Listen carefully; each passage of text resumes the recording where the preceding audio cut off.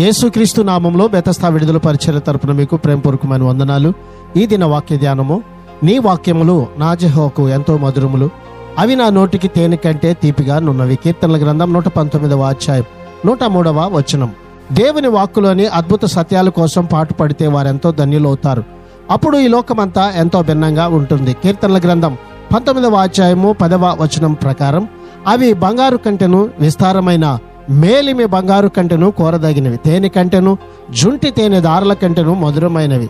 దేవుని వాక్కు ఆధ్యాత్మిక వ్యక్తికి ఎంతో మధురంగా అనిపిస్తుంది.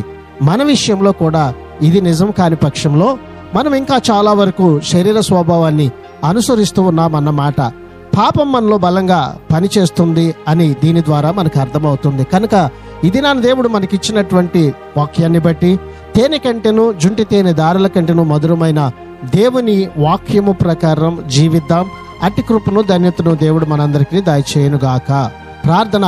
మహాపరిశుద్ధుడా, మహోన్నతుడా, జీవాధిపతి, మా మంచి యేసయ్య, మరొక నూతన దినాన్ని మాకు ఇచ్చినందుకు నీకు వందనాలు, స్తోత్రాలు చెల్లిస్తూ మధురమైన నీ మాటలను ప్రకారము ప్రభువా, ఈ లోకంలో మేము నిత్యము ప్రభువా నీ సత్యాన్ని వెంబడిస్తూ జీవించే వారిగా ఉండునట్లుగా అట్టి కృపను ధన్యతని దినాన్ని మా అందరికి దయచేయమని యేసు ప్రశస్త నామంలో ప్రార్థించి అడిగి వేడుకుంటున్నాము తండ్రి.